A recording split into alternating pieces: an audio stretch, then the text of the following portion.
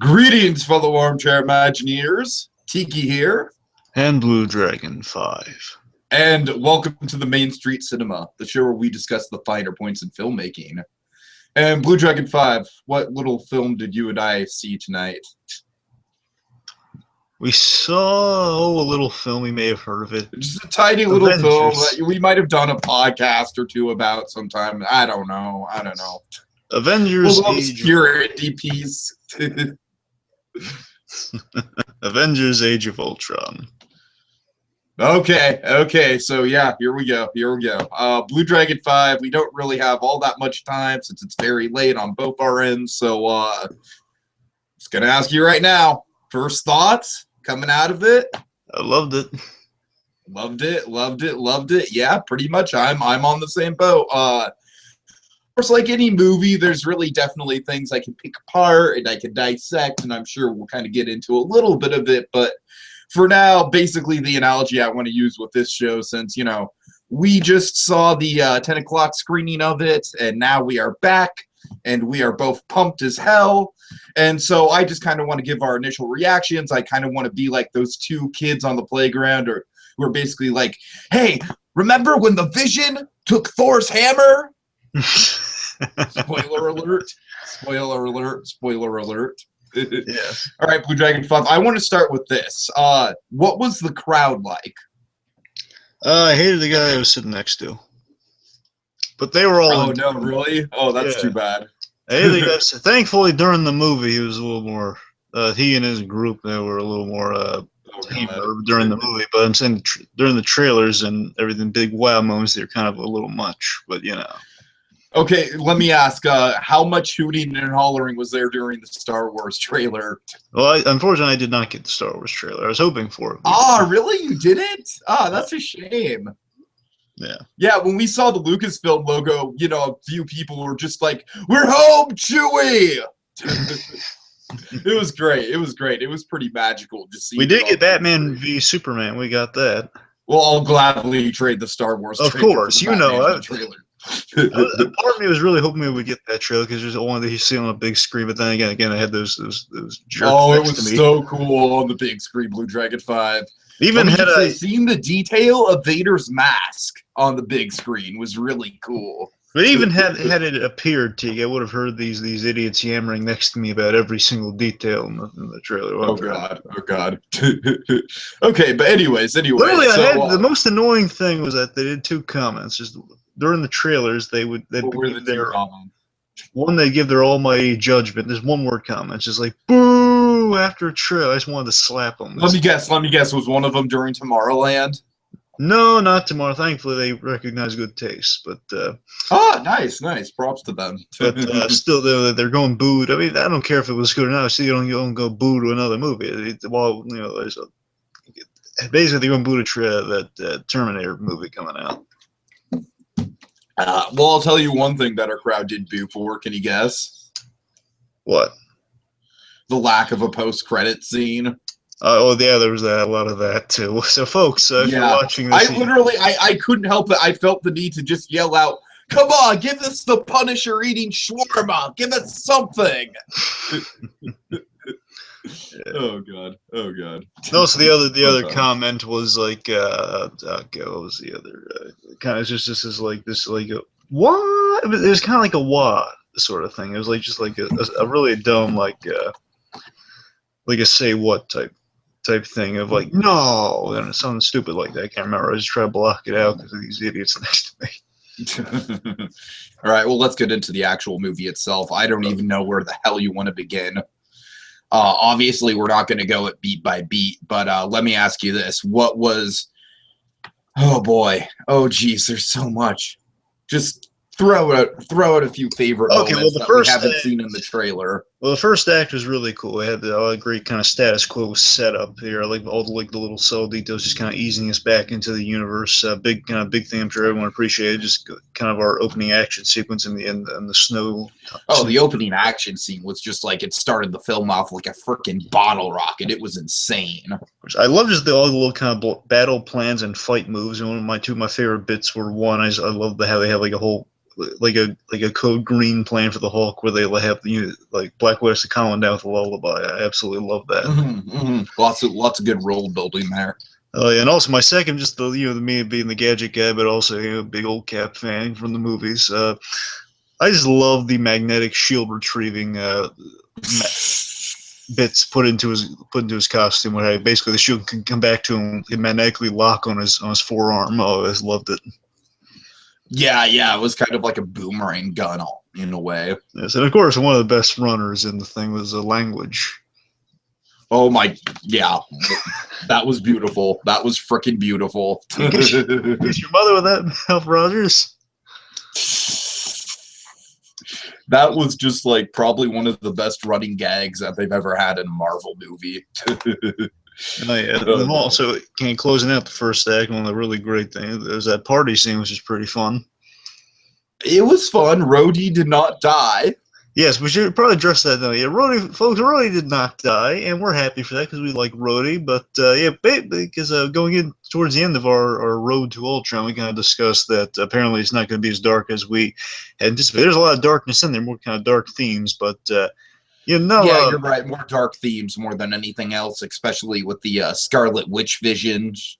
Oh yeah, but I finally got the shot I was dying to see. I love that shot. I heard about this shot. I finally got to see like the Avengers dead in front of Tony Stark with that cracked shield. Oh yeah, that's right, the cracked shield.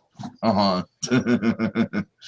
god. Okay, well, I don't really want to kind of go through the movie beat by beat, so I'm just going to throw out a couple of my favorite moments. Now we've seen a lot of the Hulkbuster fight, but we did not see all of it, and I would say probably the most awesome moment of the Hulkbuster fight was the moment where Tony Stark in the Hulkbuster armor just starts like throwing down, just punching the living hell out of the Hulk's face. I love most in that scene. Well, first of all, I think there's like actually some might be a vague hint at Grey Hulk in that, because that was like a thing people speculated on if he's going to go kind of Joe Fix-It on us. The Hulk, basically, when he's under Scarlet Witch's control, his green is a different shade, and I think that's like an intentional nod to the Grey Hulk in some way. It's something like he's a lighter shade green. When he shakes out of it, you can tell he has his green complexion back. Might be a little hint to that. I don't know. But one of my favorite. One of the things with the Hulk, just really quick, just to mention it, is like Andy Serkis came in and helped with the motion capture, and you could totally tell, because this is by far the best, like, quote-unquote performance that we've ever gotten from the Hulk. It's just completely seamless. Like, he's a living, he's just a character. Are we sure Serkis did Hulk this time around? Sure it wasn't all Ruffalo? I don't think Serkis like did it all, but I know he definitely supervised with Ruffalo. Okay. So I'm just saying, with Serkis in there, it definitely makes like the quality just go up. Not saying it wasn't good in Avengers, of course, but like it just keeps getting better and better and better.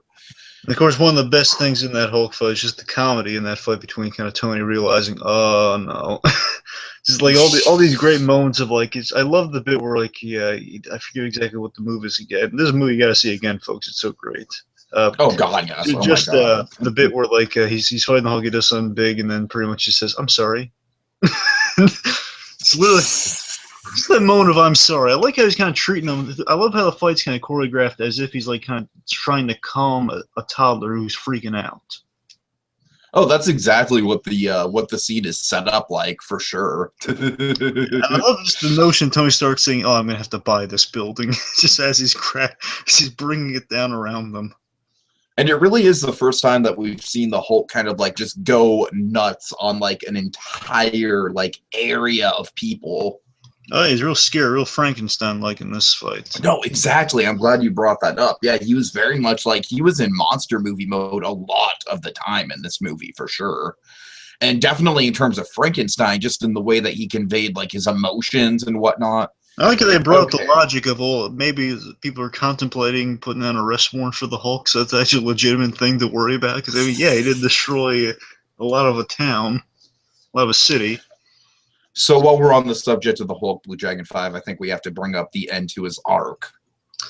Yes. No, it's not Planet Hulk. That was very interesting. It is not Planet Hulk, Tiki. I don't, you know what? I don't care if it's not Planet Hulk. I don't care. I just think he's essentially going up into space, right? Well, it's not going up in this. Well, you gotta remind me again. It's a lot. That movie's a lot to take in. Again, another reason you have to watch it 2 times. But to Okay, my I knowledge, thought it was vague. I definitely thought it was vague. But the last time we see Banner, he's in that, he's in that jet, and it looks like he's going like beyond the Earth's atmosphere. right. Well, I don't think he's going beyond the Earth's atmosphere because there's like Fury has a line. I think it clarifies a little more, saying that we can't track him because like Stark's technology on the Quinjet. But I believe it's just the way I read it is that the Hulk. It's an interesting idea. I think that overall, I think this film does a lot of things. It doesn't spell everything out for you. It leaves it a little vague and lets the audience kind of feed in their own stuff until you see it kind of explained in the future. But I think it's that. Bruce Banner, he and Black Widow had the whole runner through the movie of like, we can get away from this all, and it seems they're going to do that.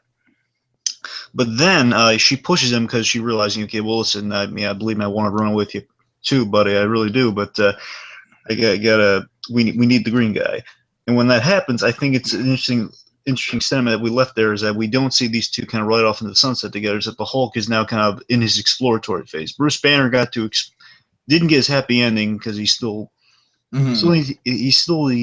didn't come to grips with the Hulk because the Hulk is now a problem again. He's kind of come to grips with the danger of that, and I think it's Bruce Banner and the Hulk still have some issues to work out before they can kind of rejoin the Avengers. I think Hulk is just kind of going through like the path that would lead us to a Planet Hulk type scenario. Like basically, okay, I guess I just got overly excited just seeing him in the jet and like, oh my god, is he going into space? I think it's basically going to be we're going to get back to kind of Banner on the run, basically kind of coming to grips with things before he can really kind of think of like long-term settling down or anything. At the very least, I think we're going to see Hulk kind of explore more as a character because I think it was interesting. Joss Whedon, when he was kind of like telling people about the movie, he said, we're still not at the point where Hulk can be like can walk inside a room without destroying it yet. But however, our last image in the movie is him inside a jet, and he's able to pilot it. So we're getting some progression with the Hulk there. Oh, that's true. Yeah, it is the Hulk piloting the jet, not Banner. So I think it's basically kind of we've seen Banner's kind of evolution. It's just Bruce Banner, less Hulk, and I think now we're going to get the other side of that for the future of Marvel, is seeing kind of Hulk as a character in himself. This could be interesting. All right, there's so much to talk about, but let's talk about Ultron. How great was his sense of humor? Oh, I loved Ultron so much. He was intimidating, and the best thing about him was like the human qualities. There's the James Spader. I mean, you got the perfect guy to play him with James Spader. Goes without saying, but he brings so much like to kill the little men, the little people. Wait, children. I forgot the word. Again, Ultron is so quirky and wonderful in this movie. I know my favorite gag. I'm just gonna call it right now. Best MCU villain, right? Yes. As much as we love Loki, like by a mile for sure. As cool as Loki is, the Ultron takes the cake. I mean, without a doubt. I mean, come on. I know the best Ultron gag, and again, James Spader, he sells this so well. The performance is great. Again, the motion capture isn't just like the voice; it's the performance too, like the emotion that registers on Ultron's face. It's fantastic. But my favorite gag in the whole thing is I was dying laughing just when Ultron is talking to Claw, Ulysses Claw. Who, let's just say, lives up to his namesake in a moment here. He's making a deal with Ultron. First of all, I love the fact that Ultron's dealing with him like a businessman. He's like, well, I've transferred all the money to your account. You have money. It's kind of a weird thing. But then I just love that. Right after that, just when he mentions, he looks at him and says, well, you're one of Stark's, right? You're in league with Stark. And then basically says, wait, how could you say that? And then he cuts his arm off. Just out of pure frustration, but I love this. Here's the bit I love. Just he realizes the error of his way in that moment. He's just, oh no, I'm so sorry. Absolutely. It's just the idea that how Ultron conducts himself so professionally and so again. First of all, he can just take what he wants because he's freaking Ultron. But no, he's doing conducting business in a very business-like manner. And then he has like a burst of rage. Is when you mention, I love it. Tony Stark is the ultimate sore spot with him. Sure. And he's just like, I'm so sorry, but how do you say that sort of thing? He just angrily kicks the guy around a little afterwards. Just still cuts the guy's arm off and apologizes. That's hilarious. Okay. Really quickly on his origin, I think we can both agree his sense of humor is absolutely, it's like he is the perfect blend of like menace and intimidation and presence and also just like freaking quirky comedy up the wazoo. Of course. But I do have to get into one teeny tiny issue I have with BlueDragonFive. With Ultron? I did think his origin was rushed. Very rushed. Well, how so? How so? It's basically just because you flick on the light and boom, he's evil. I don't know. I just think mulling that's it a over. little bit. Yeah, I think a lot of this stuff is stuff that you just might have to mull over with the second viewing. But I'll tell you what I liked. I did like the fact that like when he first kind of came into existence, he was very overwhelmed. You know what I mean? Well, exactly. The idea to is it's a progression of an arc that it's an origin that is basically in hyper overdrive. So basically, it would have taken a long time because he's such a high processing computer program. He analyzed it all like that and just drove him insane that quickly. That's kind of the brilliance of the origin right there. Okay, I get it. I'm starting. He basically did what we did in 8 videos in approximately 15 hours and 2 minutes. Oh, God. Okay, so speaking of those videos, let's talk about a couple things we got right. Points to you for calling the Peggy Carter thing. Yeah. Well, I mean, I didn't really call that one. I was mostly wrong on, but you know, I was completely wrong on Baron von Strucker. I can admit that because some versions of Baron von Strucker is like he's a guy who kind of regains his youth sometimes, and he's been around with Cap because usually he's a guy with his. If I remember. Yeah. I'm sorry. Go on. Yeah, like with his like a lot of Captain America bad guys, such as Baron von Strucker, mainly the Hydra heads, they usually kind of have lasted since World War II. That's usually their shtick. And Baron von Strucker, they change him a little. So again, I brought up like he looked ambiguously like he was from the 40s. And that's how he dressed usually. But at the end of Winter Soldier, he dressed like he was from the 40s. So I just assumed such. Okay, yeah. But you did kind of call that Steve would have a flashback to Peggy. Not in the kind of way that we predicted, right. But I like the fact that we used the dance. I knew that would like really get to you. Oh yeah. Plus, I just love the visual image of kind of Captain America alone. That was just him fearing that he is alone. I love the notion is brought up at the end of the movie of like Captain America. He's kind of come to grips with the idea that he's a different man than he was when he was frozen. Which is very yeah, for sure. You know that he's not this guy with the same kind of end game that he had when he was before he was frozen, before he went through everything. And there's some very beautiful little subtle, setups with Tony and him in terms of Civil War. Let's talk about a very interesting parallel. I think kind of reaches a lot of Avengers, especially Black Widow and Bruce Banner, but also Captain America to a degree. The reveal with Hawkeye. So how awesome was Hawkeye? Yeah, Hawkeye was really cool. I don't think he has many scenes as people kind of speculate on, but I think when he was there, he owned the scene. Don't get me wrong. He did steal the show when he was there. Well, I like how directly he mentioned, like, "Oh, no mind control this time." It wasn't exactly how I caught up. I did call him kind of reaching the kids, and I did like that. No, yeah, you did definitely call him reaching the twins for sure. Yeah, and I love this. That was a great moment for him. And kind of the great kind of big old parallel here, just in terms of Age of Ultron, is kind of like end games in a way. It's just like we've seen Ultron's end game, but more importantly, it's kind of like the end, like kind of getting out of a bit of getting out of the superheroing thing, a bit like Black Widow and Bruce Banner kind of considering settling down, having a family, and the kind of the dark realities that they can never have that. And I was horrified to realize the thing about Black Widow. I was like, oh man, yeah, that makes a lot of sense. Exactly. Yeah, there's some really dark stuff going on with her character here. Hey, our big reveal with Hawkeye was that he, in fact, has a wife and 2 kids and a third on the way. He's been busy. And I love this. Speaking of Hawkeye, with him being awesome, he's the great kind of runner with Hawkeyes that people. Joss Whedon's such a brilliant writer. So he puts in those notions. He puts in those references, the meta jokes of like, oh yeah, Hawkeye he didn't really get a lot to do in Avengers. He's just the guy with the arrows. Exactly. This Hawkeye is pointing out, hey, I do a lot of stuff. I'm just the guy with the arrows, but I do a lot of stuff. And of course, he has this grand moment with the Scarlet Witch, is kind of giving the ultimate pep talk, just saying, hey, look, I'm only the guy with arrows here. I'm still out here. I come out here every day. That's my job. Good talk. Yeah. Okay, the thing with Hawkeye is, one thing I have to point out that's just kind of silly, but you lied to us on the Tonight Show, Hawkeye. You said you were a virgin. And what's with you flirting with the waitress at Chipotle, too? What's that all about? Come on now. Make up your mind. No, I'm just kidding. I'm sorry. Okay, let's By the way, Tiki, what gives? You were freaking me out with talking about like Tony Stark still having an arc reactor. What gives? Well, okay, yeah, that's true. I just, I guess the thing that I thought was kind of retconned was just like Tony Stark. Like, I thought at the end of Iron Man, it was kind of implied that he was kind of like hanging up the Iron Man suit in a way. And I kind of felt like there was no explanation for why he went back to it. He's just kind of like in the midst of it. It's not a big deal.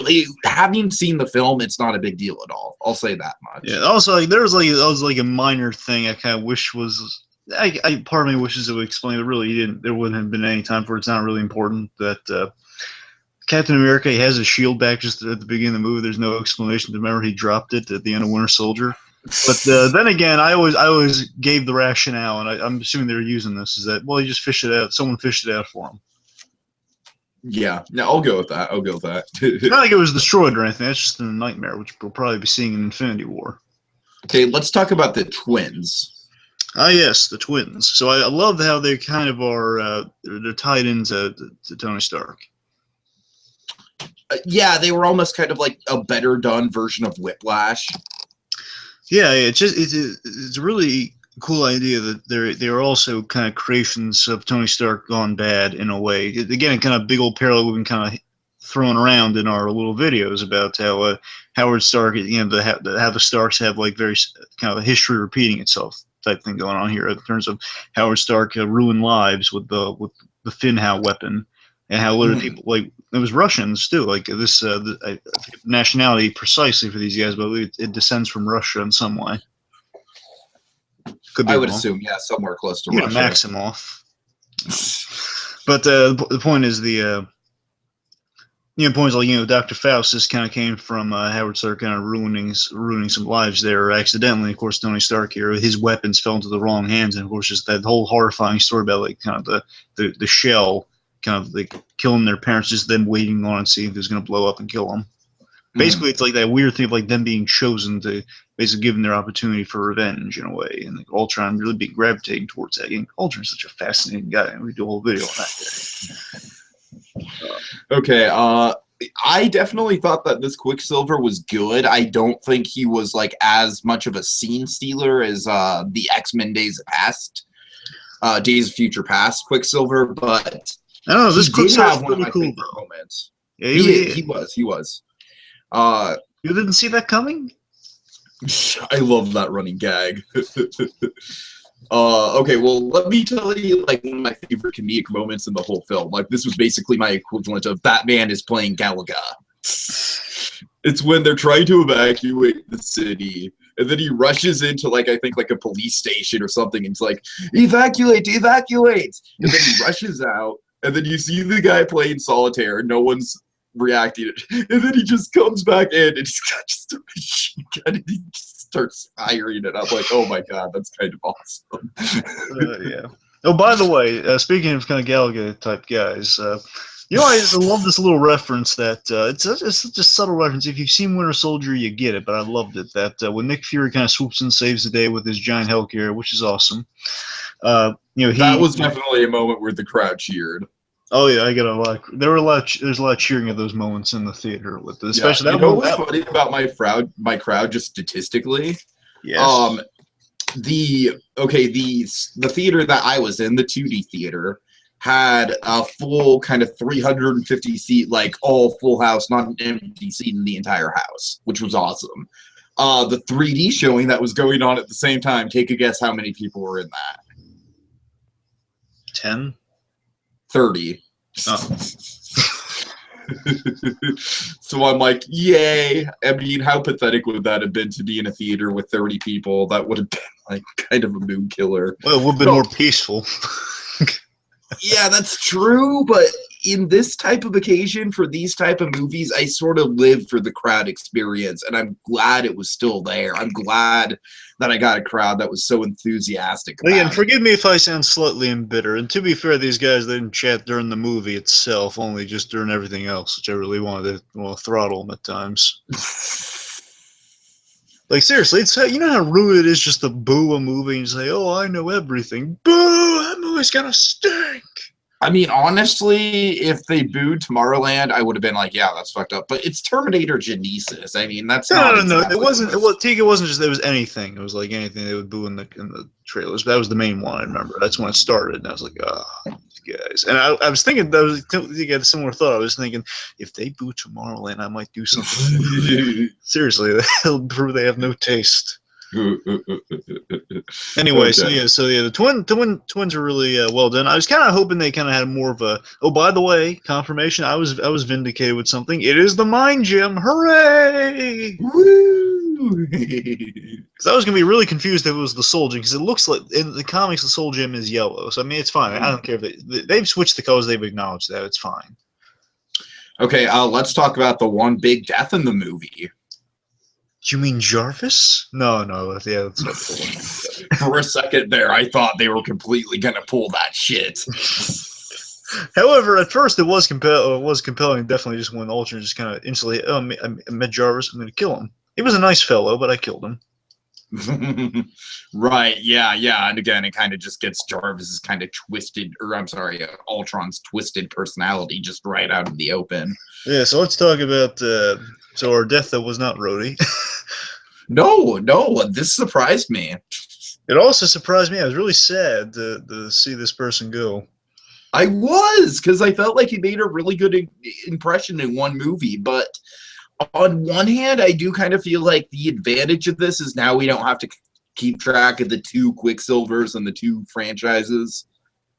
Yeah. So there's that. But he was really good. He was really good for the time he had. I gotta tell you, you know what I like? Just kind of this little subtle thing. I just like the fact that they brought the body with them when they were like evacuated people. It's like a sign of respect. I can only assume like the Avengers kind of specify that, in the rescue effort, bring the guy. Yeah, absolutely. And just the way it's set up with him saving Hawkeye and that kid, and the payoff to the whole you didn't see that coming thing. Oh man. Right. Oh God! When we see him with all the bullets, that was definitely a shocking moment, and the audience definitely reacted. That was a good death. Because that was a good MCU death. At first, there's that great yeah, he did it moment of like, hey, you got him. Yeah, exactly. That's what made it so good. Right. And then it's just the realization that he can move fast, but he still is a little too late with that one. He had to do other things while he was in kind of super speed mode, and then while he was distracted with that, boom, boom, boom, boom. Another one of my favorite moments with him is the moment where he's like running and he sees the hammer and then he's like, ooh, and he tries to grab it, he just goes flying. Oh God. So yeah, with the hammer, let's talk about kind of our other big revelation. Speaking of the Infinity Gem, oh yeah, for sure. It's a big revelation. So after Jarvis was dearly departed for a while, they find a way of bringing him back bigger than ever because they realize Ultron is actually fearful of this guy. Mm-hmm. They put Jarvis's body in the Vision. I love the origin of the Vision in this, by the way. I love the idea that they were working on kind of this. You know me, I love kind of the gadgetry and everything. Just the idea of the pushing the technology here.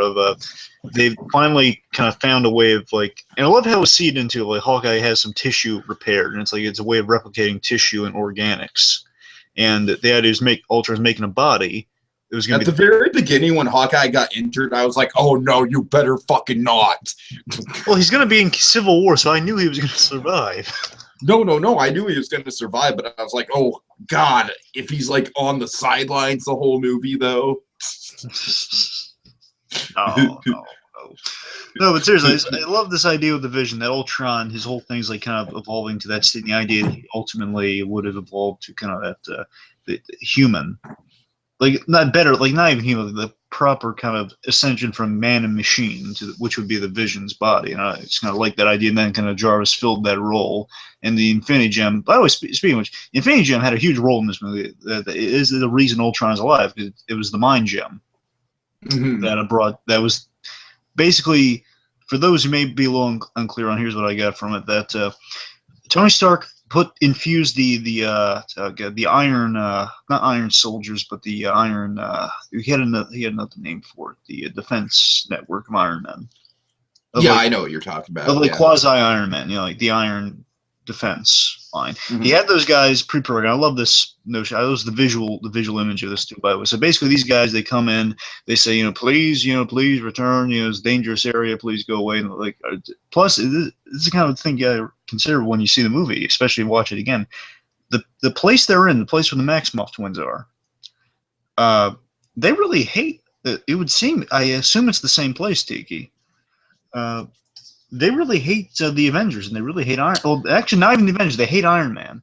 The one thing that kind of bothered me about that, though, and this has nothing to do with the movie. To be fair, it's a little ambiguous if it's the place or not, but I think it is. Well, it's not the movie's fault. It's just the fact that like I saw a whole movie that was very, very similar to that in terms of like a robotic kind of police force. And it's in like a poor country, and all the citizens hate it. It's called Chappie, and it wasn't very good. Well, look again. They're not a police force. They're just like kind of like a crowd, like a. No. I know. It just still reminded me of Chappie, and just reminded me of Chappie. It was like, ooh. So I love how we track. I love how we track the original Ultron body. One gets kind of scarred with like acid and stuff, and then we see kind of the face starting, the Ultron face starting to form, and then of course like the whole introductory scene. So the idea is the program is like it's the mission, the goal, and the mission of like, hey, let's protect people. That of course is expanded upon in Tony Stark and Bruce Banner's goal to build kind of an artificial intelligence that takes those goals, but kind of localize, basically a Jarvis over these Ultron units. That was its own thing, and then of course it gets a little corrupted when it's when the gem is artificial intelligence is so powerful, it develops its own methodology and it creates a being. Yeah, exactly. One of the things I just really like about Vision is it's its own character. It's not just like Jarvis in the form like an AI. You know what I mean? It has elements of Jarvis's personality. However, I kind of wish there was a bit of acknowledgement between Tony and Vision. Like they had a scene together mentioning Jarvis, but c'est la vie. Well, yeah, but he did mention, I'm not Jarvis, but I don't know. It was a really cool bit. Again, the Vision idea is really clever in this movie. Vision is like kind of saying, "Well, I'm not sure what I am." I'm not. And let's just say this: how cool did the Vision look? Oh, it looked fantastic, and also it's kind of a visual homage too. Like Tony Stark kind of is pulling the Vision kind of look himself, and towards the end there with the armor, it's like a reversed red and yellow. Oh, that's true. Right. Because he's in the Friday armor. But also, something with the Vision. We just get close-ups of Paul Bettany's face, and it's makeup, right? If I'm not mistaken. Yeah, it is entirely practical, Tiki. Which is freaking awesome. I mean, if anything, they might be doing like the cape effect they've been doing with Thor during some scenes, but Sure. But also, speaking of that cape, I love the idea that Vision, he really is really close with Thor. These two guys, and Thor gave him life. So I mean, the Vision and Thor, they're really close, and again, the Vision's kind of gravitating a little towards the Captain America ideals. He's kind of bonding with a bunch of Avengers there, but especially Thor. And I love because as a way of thanking Thor, he visually adopts his cape look, and that's why he has a cape. I love that idea. That's true, yeah. And of course, I'll tell you what the biggest crowd reaction the whole movie was, if not the helicarrier, it was this. Just the hammer lift. Oh my god. No, I agree. That was absolutely the biggest crowd reaction in my theater, too. And you know what? When you think about it, it makes sense, because at the end they're talking about it, just jokingly saying, well, what if the hammer's left in an elevator? Well, then it's worthy. That's true. I mean, he's a robot. So, Right. the idea is that one, he's a robot, but two, it's because the idea is the Vision is such a pure being, he can lift the hammer because he is worthy of it. That's the idea, right? That's mostly the idea. It's not that he's a robot at all. It's just that he's so pure. Yeah, that's first of all, it just instantly cements. Oh man, this guy. He's definitely the guy. We love this guy. And also, by the way, speaking of which, is ultimately our ending between Vision and Ultron. I love how he does it. I say Captain America has a little similarity to Captain America because he has this great line to remind me so much of First Avenger when he says, "Oh, I don't want to kill Ultron." Can remind me, like, oh, absolutely. I don't want to kill anyone. Line from Captain America. I think that's why Captain America might gravitate towards trusting this guy too. I would say so. So, I mean, just the idea, like, towards the end, I love how they keep it ambiguous. So it's, you kind of know what happened. They kind of, like, stylistically, you could say it's kind of like, of Mice and Men, like, kind of stylistic death. Or you could read it as, well, maybe Vision didn't, like, sort his programming somewhere. Maybe he's, like, around because he just didn't have the heart to kill Ultron. Maybe it's that. Oh, yeah, I don't think we can rule Ultron dead at all. Well, I mean, end of the day, just considering the nature of his character. Yeah, but I mean, it's a question of whether Vision pulled the trigger or not on that. Like whether he intentionally saved a bit of him, or just Ultron will come. It's like thing with Brainiac; he'll always come back. It doesn't matter. It was transfer his program somewhere else. It's fine. One of the things I really loved about this movie was just kind of how much it embraced. Like, yeah, this is Marvel. This is what we're doing. Like, there's all these new characters, but they all just fit in so naturally and so well. I felt that by the end of the movie, the Scarlet Witch totally, she obviously had her, if you step out of that door, you're an Avenger. Oh. She totally proved it. I kind of wish Falcon had a little bit more to do. I'm kind of bitter that he wasn't in the fight scene, but he did have some cool jokes in the in the party scene. I did like the Falcon. They did reference where we left off of Winter Soldier. He said, "Well, I've been chasing down some leads looking for that missing person."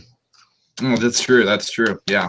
And of course, first of all, I just love the idea that Captain America has war veteran buddies. He doesn't really know that well in these days, but still, he had him at the party. I love that idea. And of course, one of his war veteran buddies, Stan Lee. Oh yeah, oh yeah. One of the best Stan Lee cameos ever, because literally Stan Lee got to drink with Thor, man. That's cool. Oh, that's true.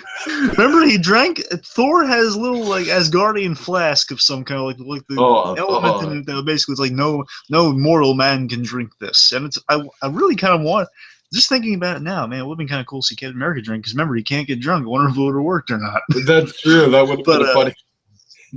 And by the way, they should market that alcohol and sell it. Yes. Anyway, so basically, Stan puts in Stan's drink. He says, it's so funny. Cap says, well, man, it's really not wise. And then just Stan Lee just appears wearing a war veteran hat. Says, hey, son, I've been in combat. I can take it. And he grabs a drink and he's being hauled out of there. And then he has the best line ever. Of course, it's a Stanley line. He says, Excelsior, in a drunken stupor. In a drunken stupor, he says, Excelsior, happy-go-lucky as per usual. Oh, it's so wonderful. It was good. By the way, again, I loved, man, Whedon, the two things he knows how to do extremely well, in addition to dialogue, would be it's a romance and it's a female characters, but also it's like the relationship stuff. Because I just love that bar scene between Black Widow and Bruce Banner. I thought it felt like so classic, kind of like 40s cinema between these two. It was like, oh my god, it's beautiful. Yeah, something out of Casablanca or something. I know, yeah, it felt so Casablanca, and I loved it. And also, there was a bit of, again, a lot of meta jokes too, like kind of.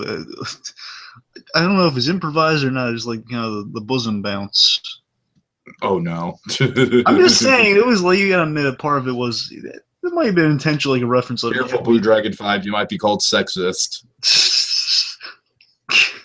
But you know what I mean. It might be like a reference to that sort of stuff. Like, yeah, we know Black Widow's kind of a sex object. She's much more. Right. We haven't. Also, it's a crime, by the way. She doesn't have any merchandise for this movie, by the way. Really a crime. So we could talk about this movie for just 2.5 hours, and guess what? We probably will in the next couple weeks. But we should probably close it to an end. Well, let's see. Very late. So ultimately, two things probably to talk about. Okay, one, definitely we need to talk about the mid-credit scene really quick. Okay, so mid-credit scene. The idea is Thanos might have been a little more more of a hand in these Infinity Gems kind of being revealed than it's been thought of before. So he's kind of manipulated these events. So implying that he has been keeping an eye on everyone. Yeah, I was still a little mad on it just because it was so short. Yeah, I would. Yeah, I'm just still a little. Again, they have a lot of vagueness in this, but again, a second view might kind of clear us up on that. It's kind of stewing it. So folks are still kind of in shock from the awesomeness of this movie. So we're still kind of getting definitely. Like the movie is just like injecting like, here is awesome. Just inject it right into your veins. That is Age of Ultron. But again, the thing with Thanos is that apparently he's manipulating events because the biggest thing he did manipulate was he brought the mind gem to Earth. That was his intention. That's why he gave it to Loki, so it'd be on Earth and maybe wreak some havoc. Basically, it is kind of maybe it was also like a way to kind of feed out the other gems too. So I don't. It's a question of how much Thanos is manipulating things. Just by the end, it's pretty much like the Avengers talking over says, well, someone must have manipulated us and manipulate some of these events happening, and pretty much just Thanos at the end was just saying he goes through the Infinity Gauntlet, just seeing it was like, oh my god, he's got the gauntlet now. He's got the gauntlet. He's just arming himself with the gauntlet, just saying, fine, it's coming together. Just saying, fine, I'll do it myself. Yeah, that is pretty exciting. Okay, so really quickly, what else do you want to go over?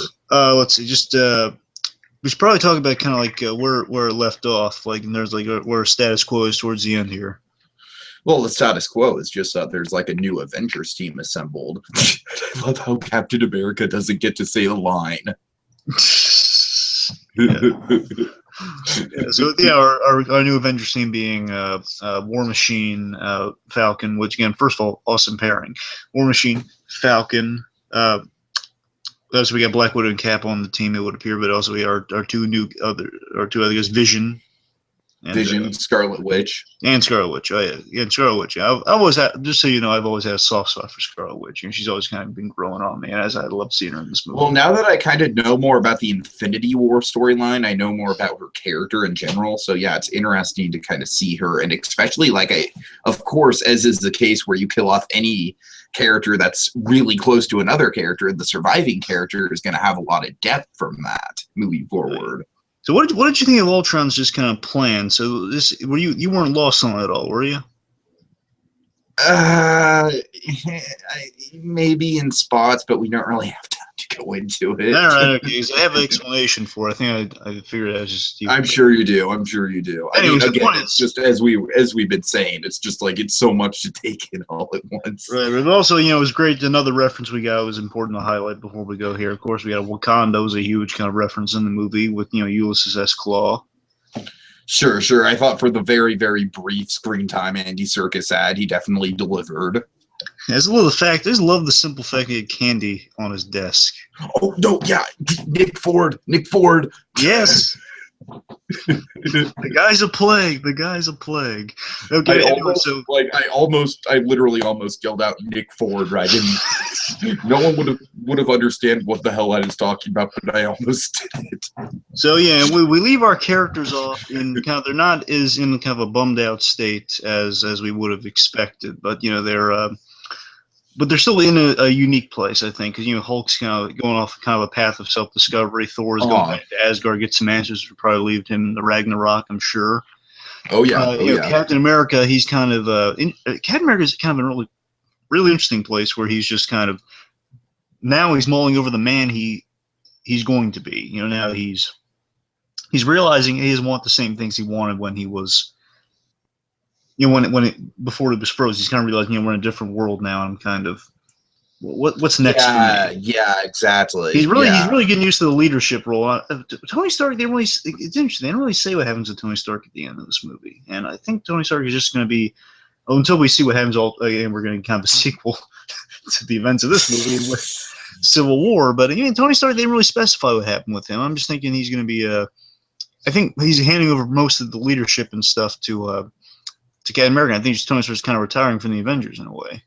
It seems like that's kind of the case. Yeah. It seems. Again, we'll see. Again, I'm really. They didn't set up the pieces for Civil War as much as we may have thought they would have. But again, that's fine. I thought there was enough character in between Captain America and Tony to make it like acceptable. I thought there was like it was in there. It was subtle, but it was in there. I liked how it wasn't kind of just over your top, like over your head, just like, hey, Civil War's coming, it's on its way, it's on its way. You know what I mean? Yeah. But again, folks, this movie it has a lot of value, a lot of fantastic stuff. Ultron was one of the huge highlights of the movie. All the characters had a lot of good stuff going on. I can't really think of any real negative things about it. Again, before we can even cast any real negative judgments, I think we got to watch it again just to kind of take it all in again, just to make sure we're not kind of glazing over stuff that's explained. Because I mean, again, even with the plot, like there are some things in there that kind of stated real cleverly in the dialogue. You just kind of remember, but it's a lot to take in. But and also just the fact that the crowd reaction was so loud that I am sure we missed lines. Yes, because I mean it's like one of the most distracting in the best of ways type movie. You know, like you're distracted by so much great lines and action and everything. So the point is, Age of Ultron was a victory. Do you think it was kind of worth the whole Phase 2 leading up to this? Oh God, yes, absolutely. I know, it was a great build up to Phase 2. Of course, this is basically the ultimate. If we're going out on Phase 2, this was the way to go out. I mean, we ended on a huge high note for Phase 2. Mm-hmm. Okay, and I think that's about it. So, BlueDragonFive, we will be back, as I said, in a week or two for a complete spoiler breakdown of this movie. But in the meantime, do you got any parting words for us? I've got no strings to hold me down. Dun, dun, dun, dun. All right, see you guys later. Go see it. Go see it.